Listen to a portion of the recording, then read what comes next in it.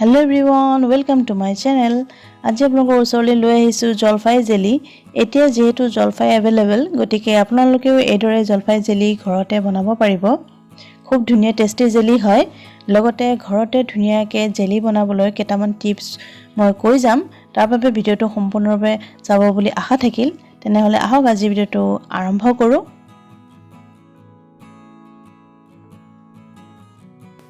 জলফাই জেলি বনাবলৈ মই জলফাই আধা কেজি লৈছো আৰু এখিনি ভালদৰে ধুই ললো। এতিয়া এখিনি বইল কৰি লব লাগিব। তাৰ বাবে মই প্ৰেছাৰ কুকাৰ এটা লৈ লৈছো। আপোনালোকে বিচাৰিলে কেৰাহীটো কৰি লব পাৰে বইল। এইদৰে গুটেখিনি জলফাই কুকাৰটোতে দি লব। মই আধা কেজি জলফাই বনাইছো। আপোনালোকে পৰিমাণটো কম বেছি কৰি লব পাৰে। এতকে বেছিকে বনালেও বনাব পাৰিব। এয়া মোৰ জলফাইখিনি দি ললো কুকাৰত। আৰু এতিয়া ইয়াতে পানী দিম। পানী মই এইটো গ্লাছৰ 3 গ্লাছ পানী দিম। এই 2 গ্লাছ দি লৈছো আৰু 1 গ্লাছ দি দিছো। 3 গ্লাছ পানী দিছো।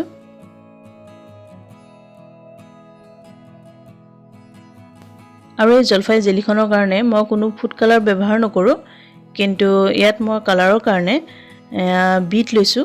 এটো আৰু এই বিটটো আধা টুকুৰে দিম। এই আধা টুকুৰে লৈছো। ইমানখিনি ধুনীয়া কালাৰ আহিব। ইয়াতকে বেছি দিয়াৰ প্ৰয়োজন নহয়। আৰু বিটটো দিলে আপোনাৰ ধুনীয়া এটা কালাৰ আহে, বহুত ধুনীয়া কালাৰ আহে। আৰু বিটটো খোৱাটো ভাল, একো বেয়া নহয়। ইয়াতে অকণমান নিমখো দি দিছো। বিটটো আমাৰ হেলথৰ কাৰণেও ভাল, গতিকে কালাৰৰ কাৰণে মই সেইকাৰণে বিটটো ইউজ কৰিছো। যদি আপোনালোকে বিট দিব নিবিচাৰে বা কোনো ধৰণৰ ফুড কালাৰো দিব নিবিচাৰে, তেনেহলে নিদিলেও হ'ব। অকল জামখিনি তেতিয়াও ধুনীয়া হ'ব।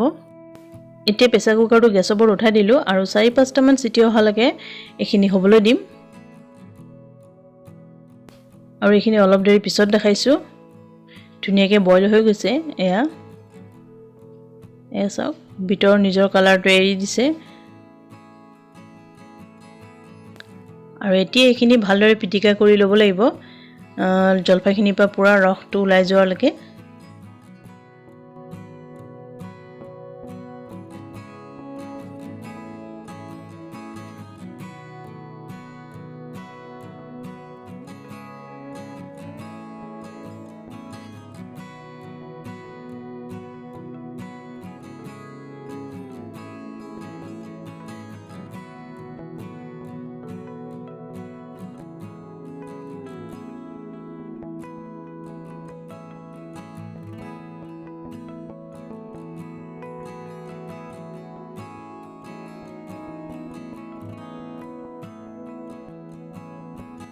এখিনি মোৰ হৈ গ'ল।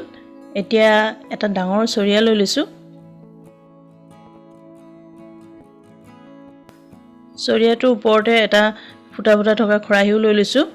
আৰু আমি গোটেইখিনি চাকি ল'ব লাগিব এতিয়া জলফাইৰ ৰসখিনি।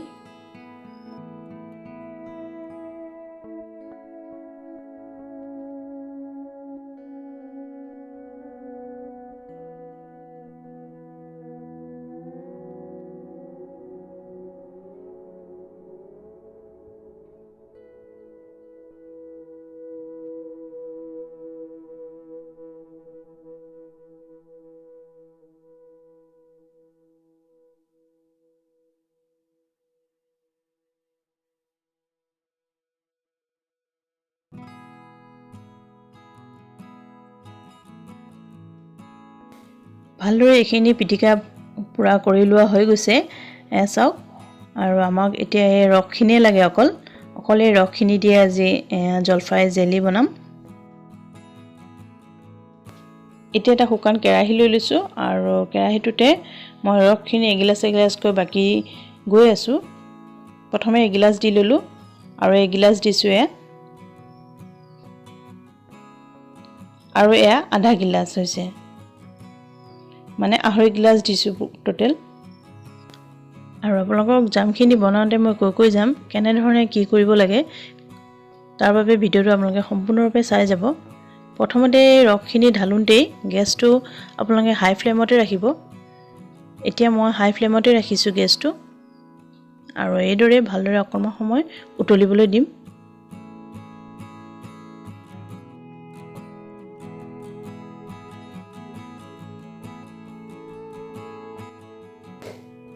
আৰু মাজে মাজে এইদৰে ফেনবোৰ উঠি আহে যে এই ফেনবোৰ পেলাই পেলাই দিব। ইয়াৰ আগতেও মই এটা কৰ্দৈ জেলি ভিডিঅ' বনাইছোঁ, জামৰ ভিডিঅ' আৰু বনাইছোঁ বাৰু, কিন্তু কৰ্দৈ জেলিটোত বহুতে মোক সুধিছিলে যে আমাৰ কিছুমানৰ বহুতৰ বেলেগ বেলেগ প্ৰব্লেম হৈছে, কিছুমানৰ জামখিনি বহুত বেছি ধুনীয়া হৈছে, কিছুমানৰ আকৌ টান হৈ গৈছে, কিছুমানৰ তিতা হৈ গৈছে, এনেধৰণে বহুত কিছুমান কথা কৈছিলে। মই কমেণ্টত যিমানটো পাৰোঁ সলিউশ্যনটো দিব ট্ৰাই কৰিছোঁ। তথাপিতো আজি মই এই ভিডিঅ'টো আপোনালোকক ক'ব বিচাৰিছোঁ কিহৰ কাৰণে টান হৈ যায় বা তিতা হৈ যায়, এনেধৰণৰ কিছুমান কথা। প্ৰথমতে কেৰাহীত ৰসখিনি দিওঁতেই আপোনালোকে গেছটো হাই ফ্লেমতে ৰাখিব, অকণমান উতল আহিবলৈ দিব। তাৰপিছত এইদৰে ফেনখিনি পেলাই পেলাই দিব।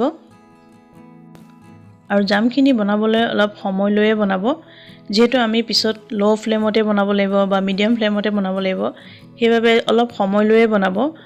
এনেকৈ উতলি থাকিলে বহুতৰে আমনি লাগে বুলি বেছি পিছলেও যদি আপুনি এনেকৈ হাই ফ্লেমতে থৈ দিয়ে তেতিয়াও তিতা হৈ যোৱাৰ চান্স বহুত থাকে। গতিকে আপোনালোকে টাইম লৈয়ে এই জাম বনাব। এইখিনি এতিয়ালৈকে মই হাই ফ্লেমতে থৈছোঁ, যিহেতু মই এতিয়ালৈকে ইয়াত চেনি দিয়া নাই। এতিয়া পূৰা ফেনখিনি পেলাই লোৱাৰ পিছত চাওক, এতিয়া ইয়াতে চেনি দিম এয়া, আৰু সেই একেটা গ্লাছেই লৈছোঁ মই, আৰু এইটো গ্লাছতে 1 গিলাচ পূৰা চেনি দিছোঁ। যিহেতু আমাৰ জলফাইখিনিত বহুত টেঙা হয় জলফাই, সেইবাবে মই 1 গিলাচ পূৰা ভৰ্তিকৈ চেনি দিছোঁ। আৰু ইয়াতকৈ যদি আপোনালোকে বেছিকৈ দিব বিচাৰে তেনেহ'লে দিব পাৰে, বহুত বেছিও দি নিদিব, ইয়াতকৈ আৰু আধা গিলাচ দিব বিচাৰিলে দিব পাৰে। যদি আকৌ বেছি চেনিও দি দিয়ে তেতিয়াও টান হৈ যোৱাৰ চান্স থাকে, সেইবাবে বহুত বেছিকৈ দি নিদিব। এতিয়া ওপৰত এইটো জলফাই চামনি এটা উঠি আহিছে চাওকচোন। এইখিনি মই এতিয়া মিডিয়াম ফ্লেমত ৰাখিছোঁ আৰু এইদৰে লাহে লাহে লৰাই গৈ আছোঁ। এতিয়াৰ পৰা আৰু হাই ফ্লেমত একেবাৰে নথব, চেনি দিয়াৰ পিছত হাই ফ্লেমত নথবই। এতিয়া মই মিডিয়াম ফ্লেমতে ৰাখিছোঁ। আকৌ এই ফেনবোৰ উঠি আহিছে, এইদৰে ফেনবোৰ বাৰে বাৰে পেলাই পেলাই গৈ থাকিব।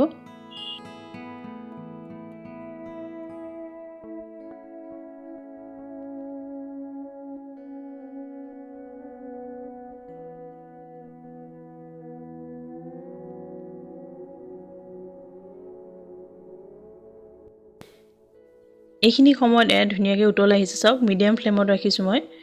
আৰু যদি আপোনালোকে জলদি হ'বৰ কাৰণে হাই ফ্লেমত দি দিয়ে তেতিয়াও আপোনাৰ জামখিনি তিতা হৈ যোৱাৰ চান্স থাকে। গতিকে হাই ফ্লেমত চেনি দিয়াৰ পিছত একেবাৰে নাৰাখিব, এনেকৈ মিডিয়াম ফ্লেমত ৰাখিছোঁ। এয়া চাওক লাহে লাহে কালাৰটো চেঞ্জ হ'ব ধৰিছে, যিমানে কমি কমি আহি আছে সিমানে কালাৰটো চেঞ্জ হ'ব ধৰিছে, ধুনীয়া কালাৰটো আহি আছে। মই আপোনালোকক হাতা এখনে উঠাই দেখাইছোঁ, এয়া চাওক কালাৰটো ধুনীয়া আহি আছে। আৰু অলপ পিছত আৰু বেছি কাঢ়া হৈ আহিব, তেতিয়া আৰু বেছি ভাল লাগিব।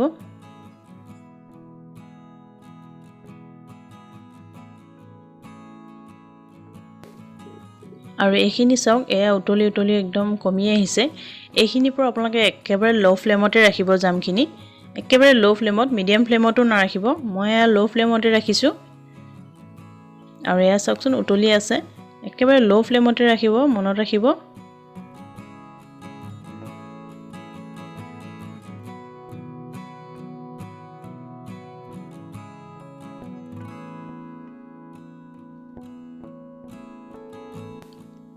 লাহে লাহে কমি গৈছে, জামখিনি হৈছেনে চাবৰ বাবে মই প্লেট এখন লৈ লৈছোঁ আৰু এনেকৈ তললৈ দি চাইছোঁ। অলপমান বৈ আহিছে, মানে আৰু অকণমান সময় ৰাখিব লাগিব। আঠা আঠাটো অকণমান হৈছে, তথাপি আৰু অকণমান সময় ৰাখি দিম।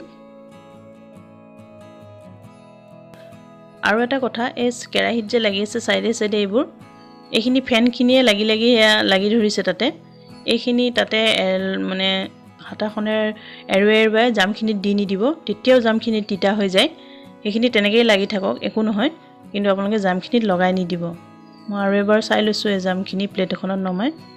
এয়া চাওক এইখিনি হৈছে আৰু এয়া বেছি বৈ অহা নাই আৰু আঠা আঠা ভাৱো হৈছে। গতিকে আমাৰ এই জামখিনি ৰেডি হৈ গৈছে।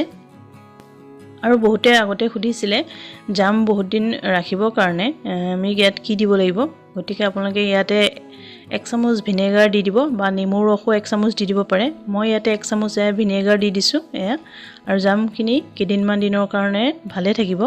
আৰু এইটো নহয় যে ফ্ৰিজতে ৰাখিব পাৰি ফ্ৰিজ নহ'লেও আপোনালোকে ৰুম টেম্পাৰেচাৰটো ৰাখিব পাৰে এইখিনি ভালদৰে মিলাই ললো ভিনেগাৰ দি এতিয়া গেছটো অফ কৰি দিম এইখিনি গৰমে চিচা বটল এটাত নমাই দিম এয়া মই চিচা বটল এটা লৈ লৈছো আৰু ইয়াতে গৰমে এইদৰে নমাই দিব অলপ সময়ৰ কাৰণেও কেৰাহীতে থৈ নিদিব নহলে তিতা হৈ যাব বা টান হৈ যাব পিছলে গতিকে গৰমে এনে এদৰে বটলত ভৰাই দিব আৰু মনত ৰাখিব বটলটো যাতে একেবাৰে সাফা হয় অকণো যাতে পানী লাগি নাথাকে তাৰ বাবে লক্ষ্য ৰাখিব বটলটো একদম অকণমানো পানী লাগা থাকা হ'ব নালাগে নহলে আপুনি কষ্ট কৰি বনোৱা জামখিনি ভেকুৰ লাগি যোৱাৰ চান্স থাকে সেইবাবে বটলটো একেবাৰে সাফা বটল ল'ব আৰু এইখিনি চাওক কিমান ধুনীয়া কালাৰ আহিছে আৰু মই এইখিনি এনেকৈ ঠাণ্ডা হ'বলৈ দিম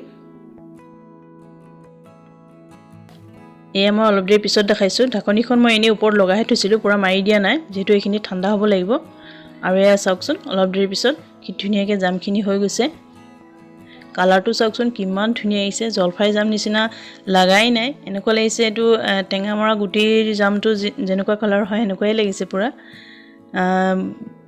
এয়া চাওক মই চামুচ এখন আপোনালোকক উলিয়াই দেখাইছো আৰু চামুচখনতো যাতে অকণো পানী নালাগে তাৰ বাবে ধ্যান ৰাখিব এয়া চাওকচোন জলফাই জেলি কিমান ধুনীয়া হৈছে কালাৰটো খুব ধুনীয়া হৈছে আৰু জেলিখনো খুব ভাল হৈছে এইদৰে যিসকলে বনোৱা নাই জলফাই জেলি বনাই চাব আৰু আশা কৰোঁ মই দিয়া টিপছখিনি আপোনালোকে ফলো কৰিব তেতিয়া আপোনালোকৰ জামখিনি নিশ্চয় ভাল হ'ব আজি এই ভিডিওটো কেনেকৈ পালে জনাব আৰু ভাল পালে লাইক এটা কৰি দিব আৰু মোৰ চেনেলৰ যদি নতুনকৈ আহিছে তেনেহলে প্লিজ চেনেলটো সাবস্ক্ৰাইব কৰি ল'ব লগতে বেল আইকনটো প্ৰেছ কৰি অল কৰি ল'ব তেতিয়া মোৰ নেক্সট ভিডিওৰ নটিফিকেশ্যন আপোনালোকে পাই থাকিব ভিডিওটো কমপ্লিট সবে বহুত ধন্যবাদ থ্যাংক ইউ